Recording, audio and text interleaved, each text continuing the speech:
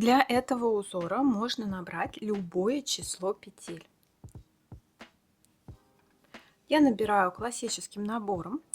Число петель здесь не важно, здесь важно другое. Нужно, чтобы номер спиц был несколько больше, чем рекомендованный к вашей пряже. То есть, вот смотрите, у меня довольно тонкая пряжа, но номер спиц я взяла 4, потому что этот узор паркет, он очень плотный. Он очень плотный что в крючке, что в спицах. И для того, чтобы ваше полотно все же сохранило какую-то пластичность, чтобы было удобно и возможно вязать, то нужно брать спицы на несколько номеров больше, чем те, которые рекомендует производитель к пряже, или, допустим, чем те, которые вы бы взяли, если бы вязали простую лицевую гладь. Петли набраны, и перехожу к вязанию первого ряда этого узора. Первый ряд будет здесь установочный. Его я буду вязать немножко не так, как все остальные ряды.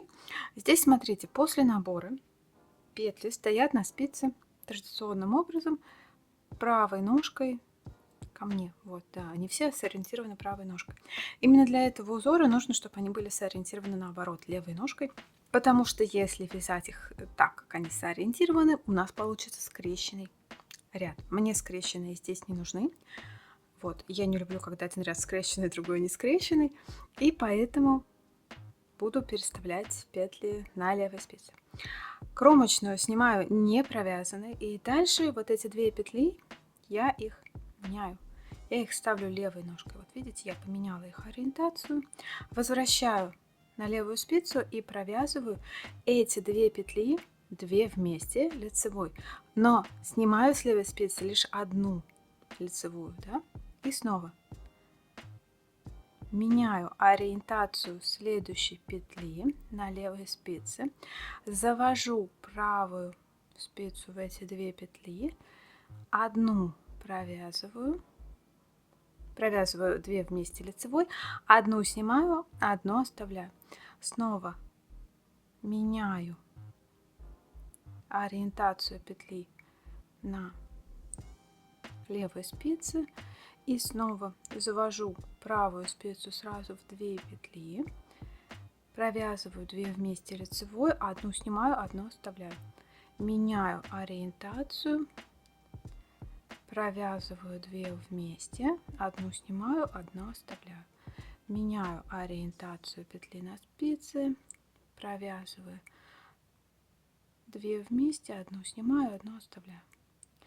И работаю такими елочками, паркетинами до конца этого ряда.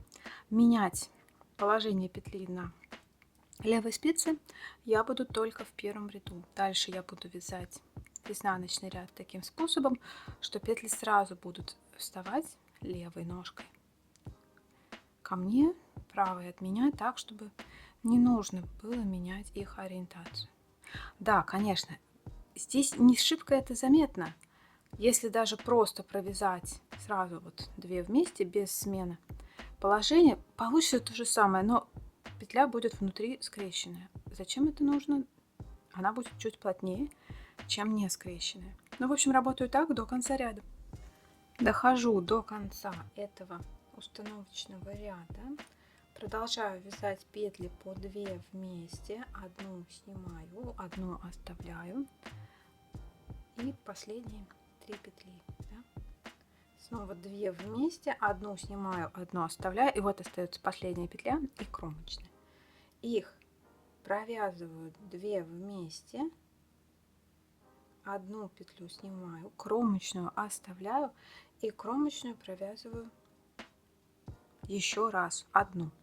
Все получается на этом. Первый установочный ряд готов. Я рекомендую пересчитать в нем количество петель, чтобы оно было точно такое же, как при наборе. И после каждого ряда я рекомендую пересчитывать это количество петель, потому что узор коварный. Здесь можно легко добавить петлю, либо легко убрать одну петлю.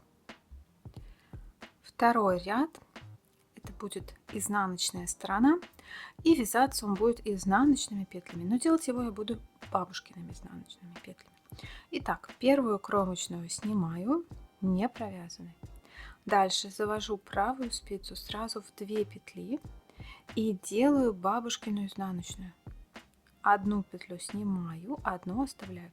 Именно бабушкина изнаночная, вот смотрите, она сразу ориентирует вот эту петлю левой ножкой ко мне, правой от меня, и, соответственно, их не нужно будет больше переворачивать в лицевом ряду.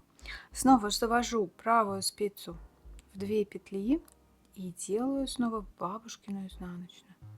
Одну петлю снимаю, одну оставляю.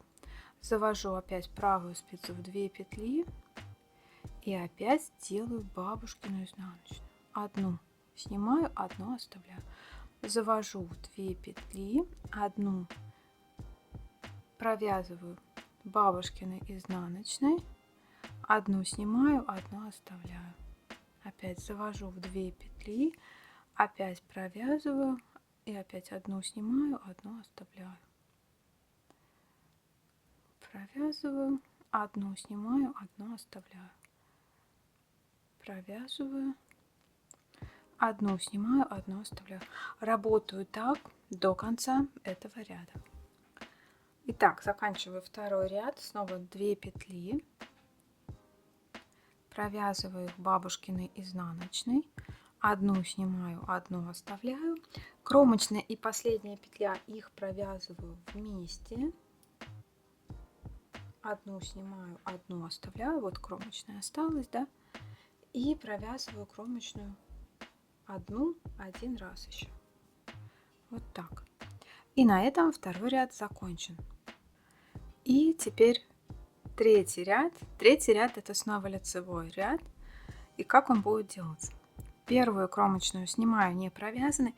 Дальше все петли у меня уже сориентированы так, как надо, левой ножкой ко мне, правой от меня, да. И здесь просто завожу спицу правую вот таким образом, 2 петли и провязываю 2 вместе. Одну снимаю, одну оставляю. Снова завожу в 2 петли, одну снимаю, одну оставляю. И снова завожу в 2 петли, одну снимаю, одну оставляю. Провязываю лицевой, да. Завожу в 2 петли, делаю лицевую, одну снимаю, одну оставляю. Так, да. Завожу снова в 2 петли, провязываю лицевой, одну снимаю, одну оставляю.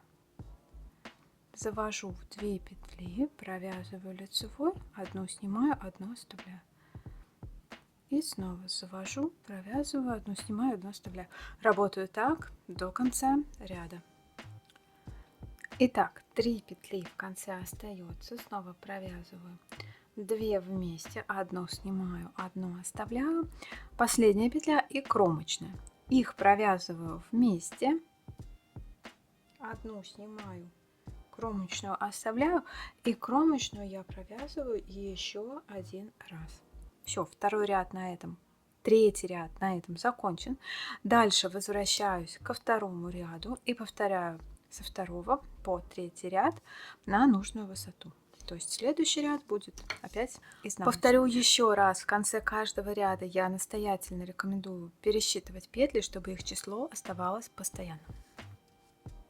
Несколько рядов этим узором провязано, и вот смотрите, как получается. Вот эти самые паркетины, это, естественно, лицевая сторона. Очень плотный, вообще не просвечивает, да, никаких дырочек, ничего в этом узоре нет. Сейчас покажу изнанку. Вот так выглядит изнанка этого узора, если он связан спицами. Ну и, соответственно, его лицевая сторона, вот так он смотрится в толщину, кромочный, да, край. Повторю еще раз, очень плотный. Можно и коврики, можно и сумки вязать. По кругу, к сожалению, вот мне кажется, такой узор не связать, либо все паркетины будут в каждом ряду наклонены в одну сторону. То есть вот именно такой, что влево-вправо по кругу, скорее всего, не получится. И смотрите, этот же узор, он есть в крючке. У меня есть поэтому видео по крючку. Покажу вам вот такой образец. Ссылку оставлю внизу под видео, да? Выглядит просто идентично. один из немногих узоров, который что в спицах, что в крючке, просто как братья-близнецы.